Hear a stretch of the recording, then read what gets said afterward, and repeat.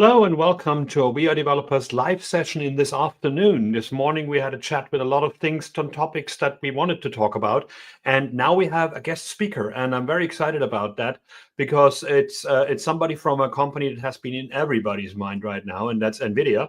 So Andy Terrel, if you come up on stage, I can say hi. Hello. Howdy. Hello. So today we're going to talk about Python and making Python faster and making Python access a lot of hardware on your machine. And it's incredible how Python has become this like main language of the AI space that we're in. We had languages that were made for it, like R and other languages and like research languages. But Python seems to be like the thing that has been around for ages, had like a beauty sleep in between, and now emerged as this great butterfly, isn't it? Yeah, it's been one of the best parts of like gluing language. Even Torch and some of these early frameworks didn't choose Python first. They came to Python after they saw the community and all the ways to glue the various data pieces together, along with like the drive of the web interfaces and so forth. And so, yeah, it's been a very interesting journey for the Python community to get here where they're become one of the top languages for sure. Excellent. Well, I mean, can you give us a bit of a background why you are the expert in this and what you can talk about? Yeah, so I've been working in the Python ecosystem for 20 years. Got my start in open source software, writing things like mathematical solvers and simulations and so forth. I got into like actually driving CUDA from the Python ecosystem way back in 2010. So way before a lot of people were doing deep learning and so forth. And through the years, I've just been kind of working in the Python ecosystem and now the team at NVIDIA said, hey, we really want to embrace Python as a first class language.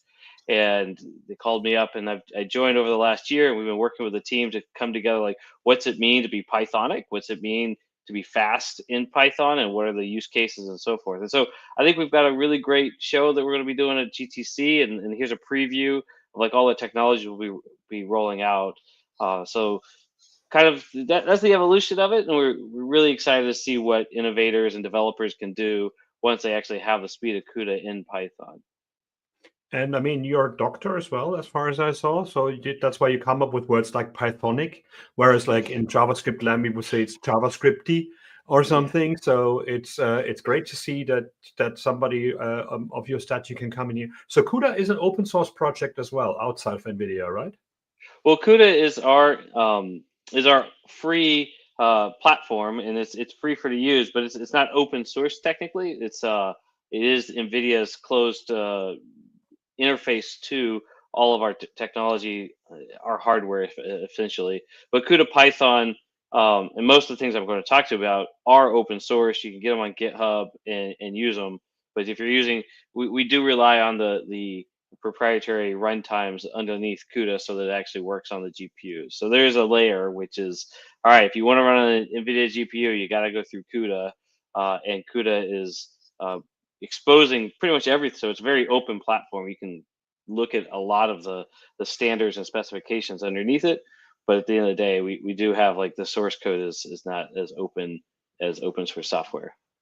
And I mean, closed source is just a frame in time. I mean, over time, everything will become open anyway. So I'm very excited about that and getting this introduced to us right now. So we have a channel here where you can ask comments. So please ask comments. I have a few questions to ask Andy afterwards. And if not, I'm going to come up with questions. Again, this is a live show that's on the internet and it's not in person, but it also means that we still have a code of conduct. Please be nice to each other. Don't actually put each other down. If you behave naughty, I will behave naughty as well. This is a safe space where we talk about cool geek stuff. We're not here to actually show our politics or actually turn somebody down because they're different to us. So I'm be monitoring the comments very, very closely. And you can start sharing your screen, or I can actually put it up there. And I will hand over to you, Andy, to tell us all about CUDA Python. And then afterwards, we have a few questions and answers. And then we're off on our merry way and do the rest of our work for the day. Thank you very much, Andy. All right, thanks, Chris. So yeah, so as I said, I want to talk about CUDA Python, and just to kind of set stage, like what does it mean to have CUDA in a language? Well, CUDA actually is a whole platform, and it's in exposing the capabilities of a GPU to the different layers that programmers and developers use.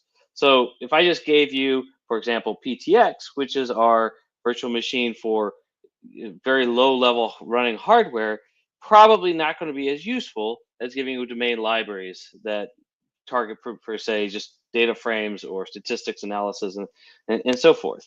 So we think of CUDA in these levels of stacks, and where you're at in that stack often kind of determines where you can move. And usually developers, like if I'm a math library developer, I'm often maybe not going to the hardware layer as much. Or if I'm a PyTorch developer, I'm not going. So if you just take like an idea of like, let's take one uh, kind of very small algorithm, Saxby, which is very common. It's just single precision A times X plus Y.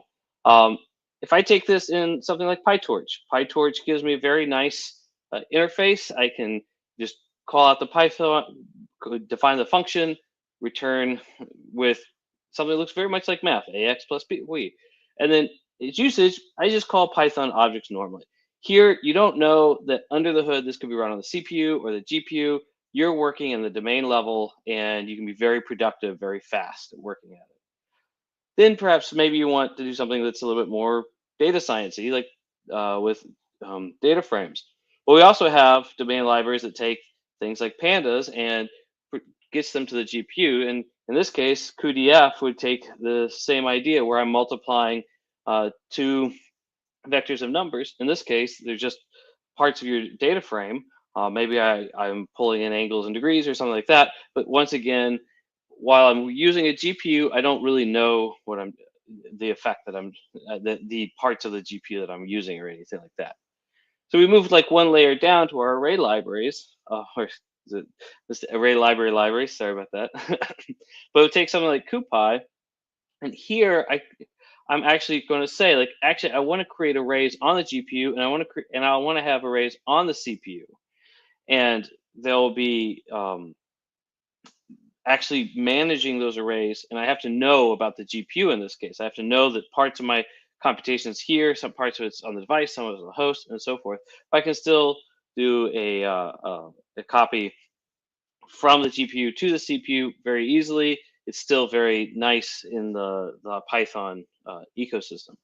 And so just to kind of think through that, a lot of times when we think about exposures of the different abstractions, we're actually looking at like which layer are you at? And there's this kind of notion that like, hey, I'm either going to be highly productive or I'm going to be super fast. And we get like 90% of the hardware speed or something, but I can't be both. And then you can sometimes see these Pareto optimal curves that'll say like you get a pick. You can be a little bit less productive in arrays, but you can be a little bit faster, and so on and so forth. Well, what we're trying to do with CUDA Python is help break that barrier a bit and move you to being both productive and fast.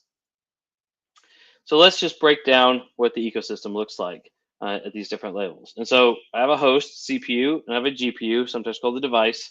And each layer, like code that's going to run on each layer, will have a host version and then a GPU version or a device version throughout the talk.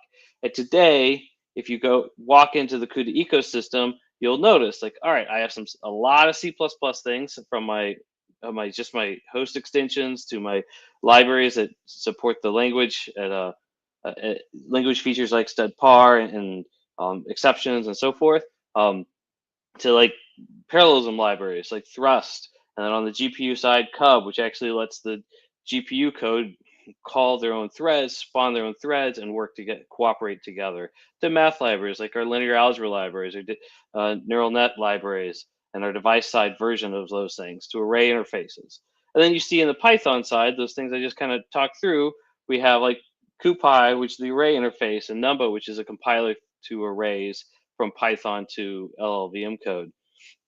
And down at the bottom, we have bindings that will get you on the host, but largely you're calling C++ code to get to the host. And so today, that's kind of if you want to use things in between, there's a big gap, and that's what we're trying to fill. So in that gap, being able to do faster math libraries and your own parallelism and so forth is what we're releasing. So let's start by just looking at how we fill those gaps. The first one is a library called NVMath-Python and NVMath-Device. So let's get the feel of what I'm talking about here. Take a simple function, ReLU, used in deep learning quite a bit, with a matrix multiply plus a bias. Now, if I'm going to run this thing, I'm going to have a matrix multiply kernel. I'm going to have another kernel on the device to do the adds, and then I have a third kernel to actually do the linear rectification. So first and foremost, let's just take, if I'm using just C++ bindings, I don't get full Python support. So the first thing we do is add logging and first class support inside Python for like the matrix multiply.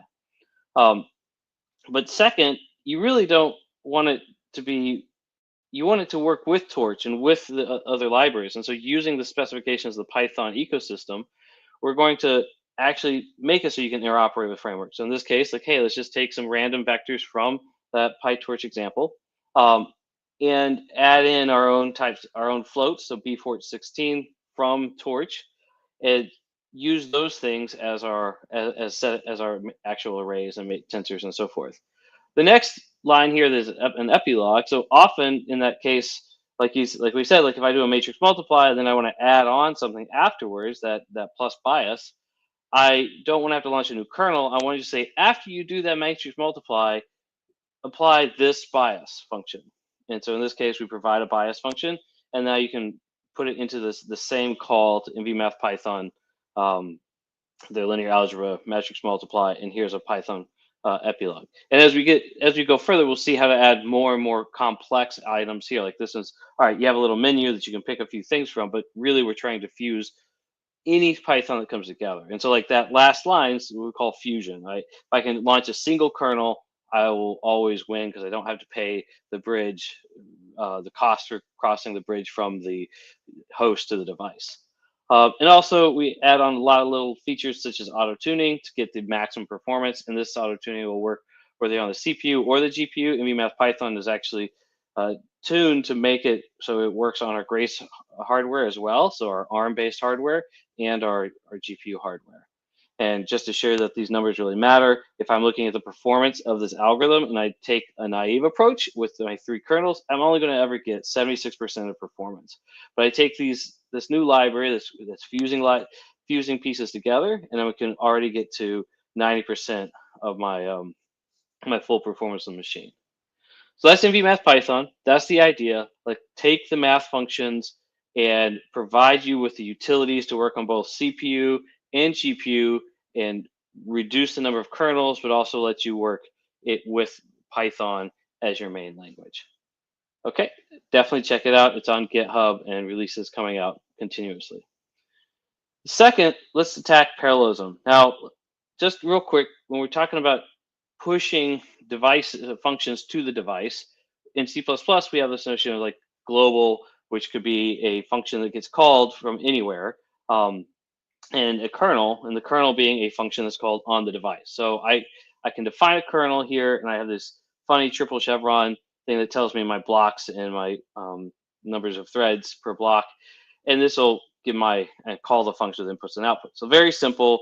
One fun thing with kernels is like you can't just return from them. So often you're giving an output as a part of your parameters to the function. So in C++, this is the standard. We've been doing this for a long time. In Python, we have the CUDA JIT from Numba, and it provides a similar interface. So I can launch a kernel. I'm using get item instead of like my triple chevron because we're Python and we don't have triple chevron. We don't want to rewrite the language, so we use the parts of the language we had and provide a kernel with a get item and off to the races. So it looks pretty similar, except when you're trying to call something like a function that already exists on the device. So in this case, I take the same idea of a function, but I'm calling the matrix multiply. So instead of having to call in another kernel and having to write my own matrix multiply, I want to call the one that's already provided by cuBLAS and the team at NVIDIA that's provided very fast BLAS for that device. And so NVMath-Python presents a device set of functions, and now I can call it inside my JIT kernel. So I'm on the device. I don't have to call back to the host to call a new kernel. I can call it that kernel straight from the device. Now, the way this works is not just like magic where we provide a few items. We're actually coming and trying to bring this whole system to the Python ecosystem so developers can use the entire device and not just parts of it. So we have a ton of CPU, C++ libraries. We have a ton of Python code, but what we really need in the end is like the Python binding calling these things very quickly. So if you think about Python, I've got user-defined functions, my user-defined kernels, and on C++, I have some source code I need to interoperate with. We're using Numba. Numba compiles the Python down to some object codes. We use this C++ compiler. It puts it to object codes as well. And using, now we have to tell the C++ about our code, and we need C++ to tell us about its code. So we use LLVM to generate the appropriate objects, the symbols, and then C++ compilers to bring out the symbols in order to tell the object files how to call each kernel and each piece of the code. And then we use a tool called NVJIT which comes in at just-in-time compiling. We'll link all these things together, and we can link all sorts of different types of code, but object codes, PTX codes, LTOIR codes. So if you're into like lower level compiler pieces, we're actually really compatible, and that's how we get these bindings. Okay, so you have the full power of these things, and we do all this for you. NVMath device and CUDA cooperative, which we'll talk about a little bit, like is able to run through these patterns. You mostly don't have to worry about any of these rest of things. So once we have all that technology actually bundled up in a way that can be given to the consumer, let's talk about how we might get parallelism actually on the device. So on the device, we actually break down the device by the whole device, by blocks, which are sets of SMs, and then warps, which are a smaller block, usually I think like 8 pieces. So often blocks will be like around 32. And you can decide how big your blocks are. You can decide how many threads you need, but your warps get scheduled based upon the device. And so sometimes I want to do things very fast. Like I want to just have one kernel reducing over just some warp, and then I'll do my own communication. And sometimes I want it over the whole device. So this library called Cub will let you do these reductions based upon whatever level you're at. So in Python now, we're able to actually come in and say, like, let's have just a sum over that particular block. And so so if you look at this code here, it looks pretty messy. There's a lot going on, but the essential piece here is like I have a kernel. It's going to run on my device. I do all my setup of the code. You still got to set up like what threads and blocks and things look like in my temp storage. But now I can actually do things only on the block, whereas that previous kernel we talked about was pretty much ran over the entire device. And so there was no way to break it up and spawn things outside of the particular kernel you had. So now we can actually talk to only parts of my device. And it turns out that when we do all these things, and I know it looked like a lot of like pieces all coming together, and it all gets pushed under the hood inside CUDA Cooperative, we're seeing basically minimal difference between when we're calling block sums and our parallel algorithms in Python versus C++. A lot of that's because we only have to launch one kernel, and we're letting the device actually do all of the coordination of those kernels and those particular threading pieces and cooperation between those threads. And so you can see here we ran it all the way up to many threads, and you can see there's very little overhead, as you will. Okay, so we've added the parallelism ability. So now in Python you can pick which parts of the device you can use parallel algorithms on the device versus host and so forth. Now we'll tackle the language support, because one of the biggest problems we've had is that language support in CUDA doesn't always mirror the language support of the surface language. So even in C++, we have libq++ to add exceptions and other nice parts of the C++ language.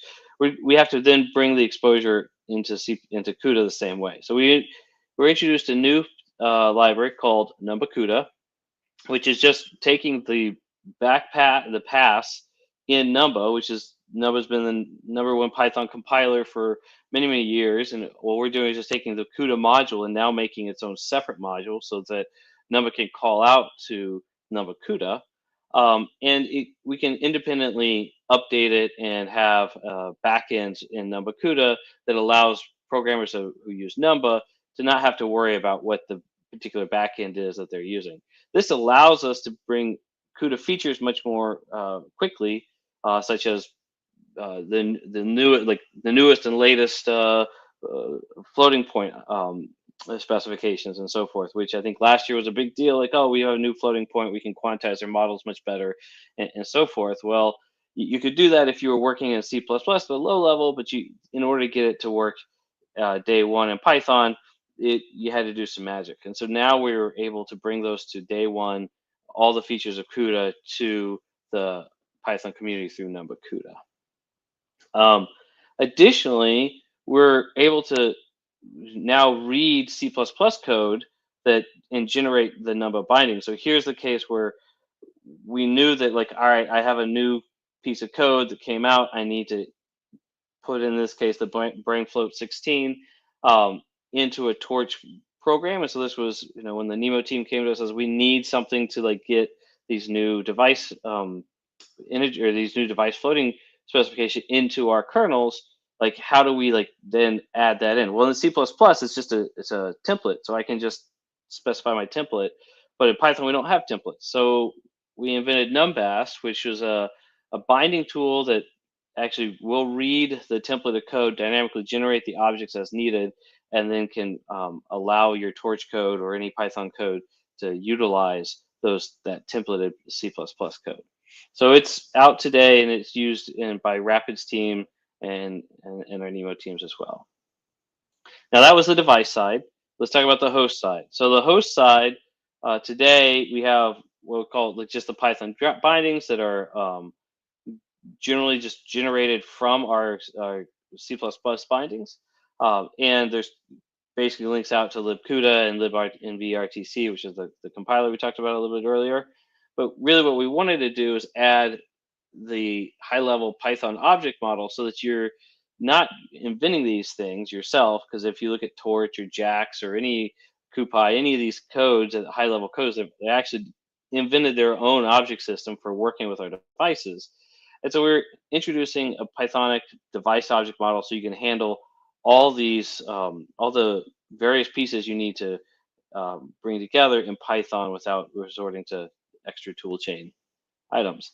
And so here's a few of those accessors. So just starting from the device, there's a context, you can set it, but really at the end of the day, you're going to have a context when you start dividing things, but you get the option of doing things like having context, but you can manage your streams straight as Python objects. And then for each stream, you'll have events and so forth. And then we're currently bringing the memory resources and buffers and so forth like that. So now you can actually work on the parts of the device inside Python and object layer.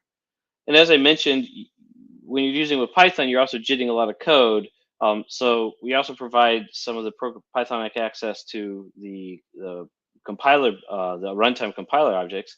And so we might have the program, and like I've been alluding, we've been using C++ on a lot of these things, PTX, which is our low-level interface, but also things like MVVM, which is a LLVM IR layer, specifically for NVIDIA devices. And that can produce any number of types of objects, such as just straight more PTX code or a binary or another IR, which is called link time optimization IR, which will allow you to then change out the various C++ things that you're calling later on. And then you get some object code and you can actually have your kernels. And all of these things are going to be accessible through through Python, as Python objects. Now, of course, like if I have a whole bunch of these different object codes coming in from different lower level representations, I need a linker.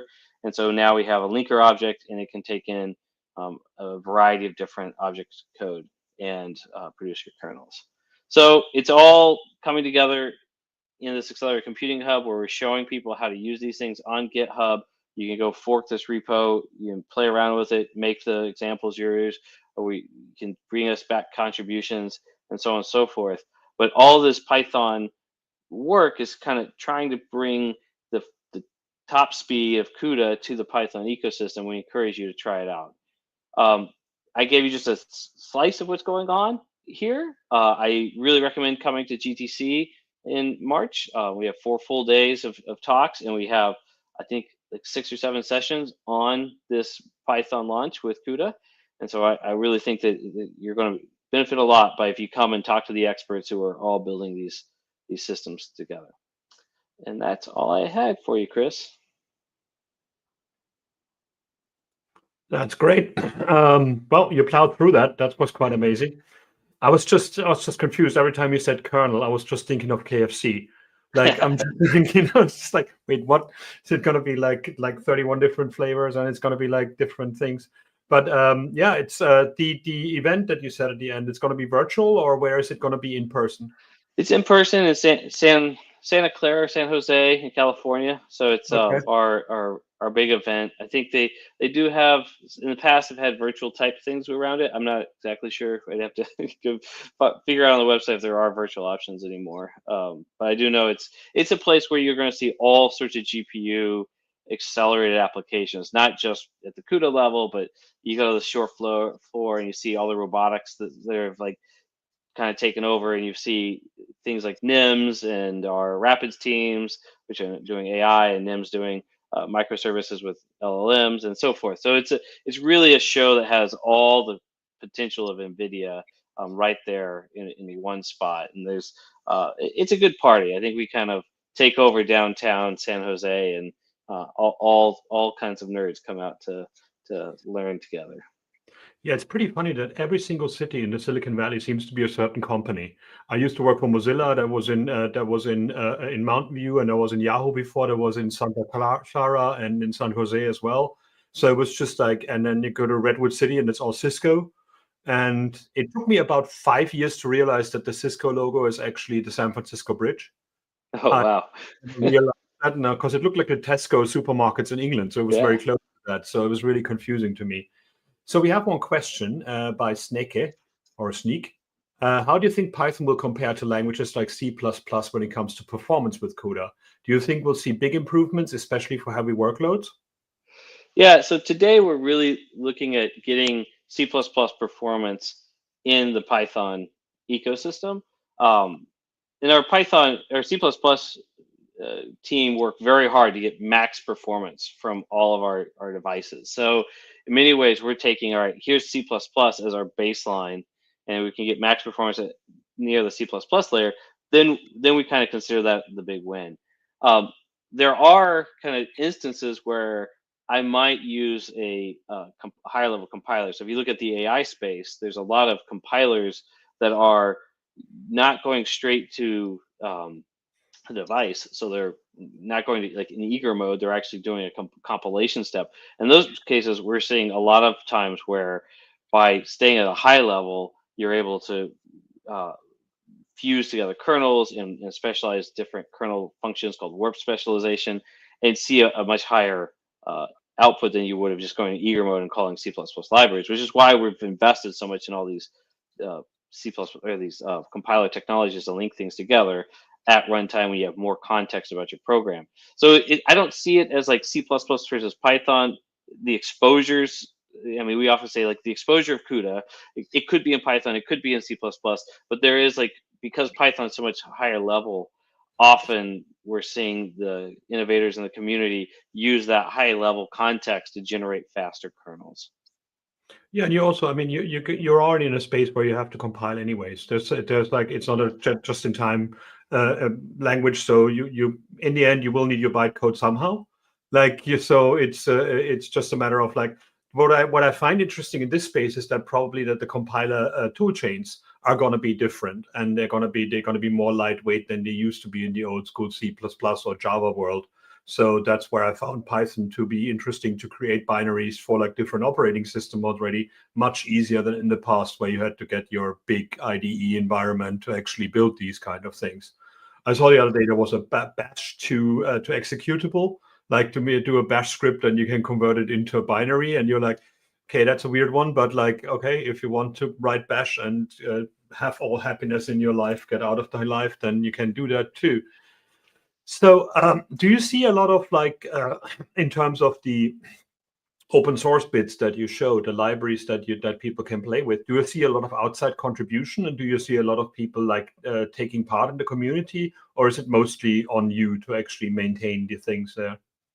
So definitely, as you go down the layers, like the expertise at NVIDIA is much more concentrated. So like when we're talking about the lower level object models, often that's mostly NVIDIA, NVIDIAns. But as we go up the layer, we're actually working with numbers of like a number of partners like that are coming, like, hey, we need it tweaked this way. And so, and it's the whole world of Python is like, I want to be able to see what exactly is happening and tweak it.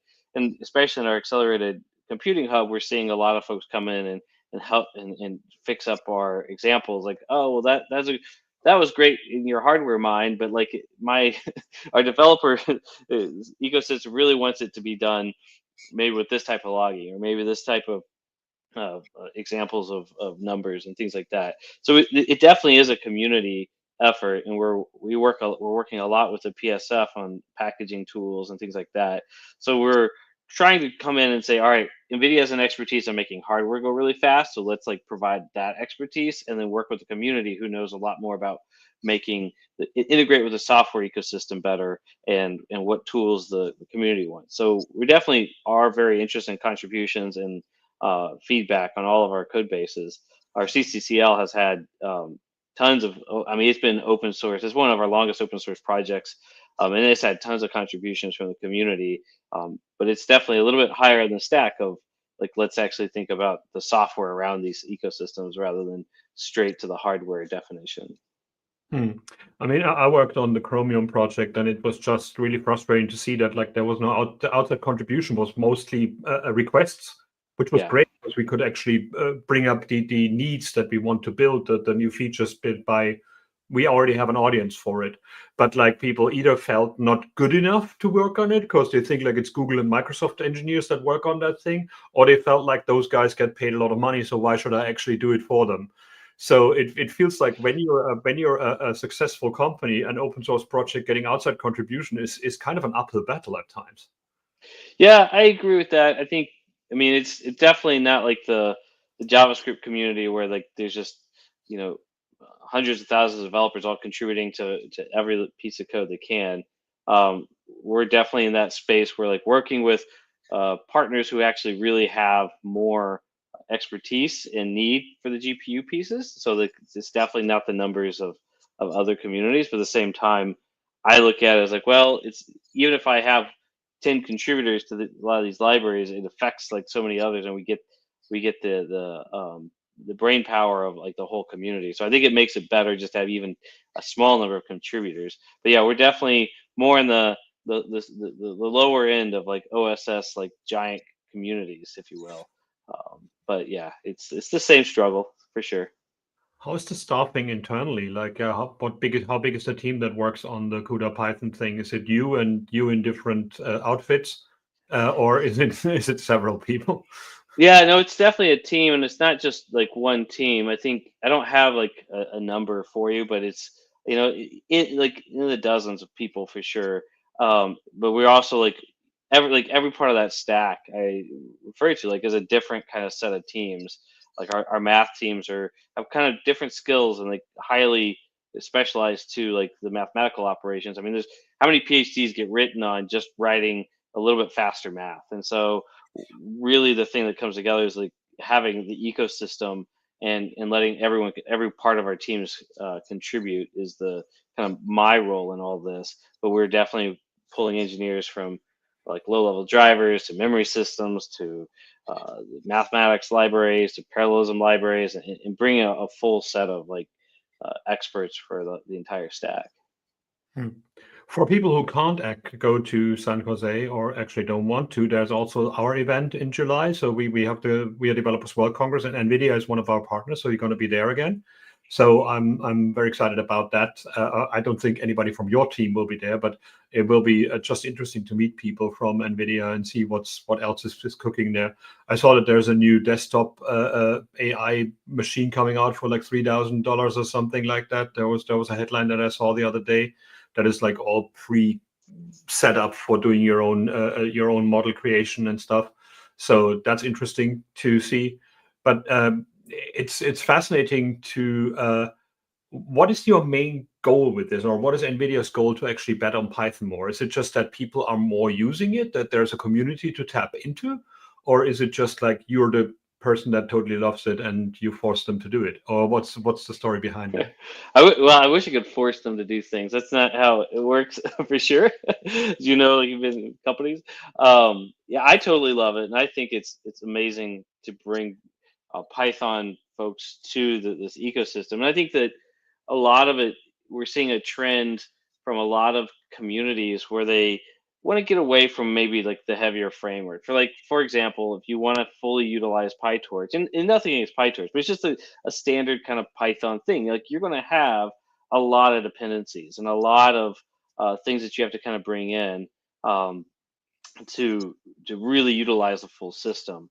And so by kind of providing that ecosystem straight to CUDA, it kind of just reduces the amount of dependencies you're going to need, and you're going to get top performance right out of the gate without having to maybe handle with different abstraction layers. So like every layer you add, if you kind of change maybe very small subtle things, like it can have huge effects on your performance. And so we've just seen this huge growth in Python, and we kind of see that a lot of times like the code that kind of comes out of those ecosystems could be improved quite a bit. So by providing this, our goal is to make sure that Python is running as fast as possible on our chips. And so we're not here to force anybody to use any particular tool, but we definitely want to like help guide the developer community to get maximum performance, because nobody wants to spend $3,000 on a rig that's only getting 50% of the performance, right? So our goal really is to like get you to maximum performance of those GPUs. So what do you want from you? You now have the ear and eyes and hearts and everything of like lots of developers from WeAreDevelopers. What do you want from the outside world to do? Play with your stuff, contribute back? Like what are things that Yep. you would love people to do to make you a happy person? Yeah, I mean the big one is just kind of download our stuff. Give us some feedback. We're early days, like we've done some beta launches. Go in and see if you kind of like make sure you understand what we're doing, and hey, if there's warts on it, we want to know. Feedback is a gift, as I always say. So get on our Accelerator Computing Hub, try things out. If things don't work, leave an issue. Let us know what's going on. Provide a comment that maybe would make your life easier. Like what's hard about this ecosystem, so that we can make it smoother for you to innovate. I mean, our goal is to make developers as fast to innovation and at highest performance as possible. So the more we hear from you, the more we're able to actually accommodate those needs.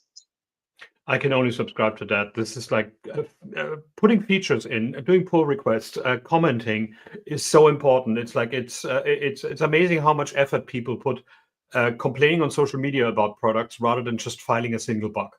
Like we as the people working on these products basically look at our bug list like every other engineer does as well. So that's where we get our information from. We don't get like 4 hours of time each day to go through social media and find out where somebody might have a gripe about the product that we built. So use these open communication channels. And also, if you have any more questions for Andy, just contact us on WeAreDevelopers on all the social bits down there, and we will forward to them and make sure that we will get some answers. And until next time. So for this time, I also want to thank you, Andy. This was great.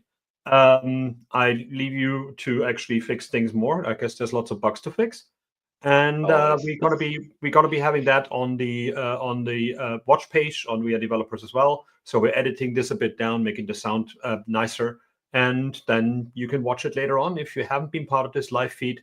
I thank you very much, all of you, and I thank you very much, Andy, for enlightening us. Oh, one last thing: the slides. You said they're going to be available. If you could send them to us, then we can actually share them on our social platforms, and also on when the recording is out later on. There's going to be a link there to download them. Will do. Thank you very much, and have a wonderful afternoon or morning or whatever is in your time. Thanks, y'all. Bye-bye. And that was it. That was WeAreDevelopers Live, the afternoon slot. So the recordings will be out, as we said, and there's going to be more from NVIDIA to come and more from the Python world to come as well. Thank you very much for watching, and I see you next time.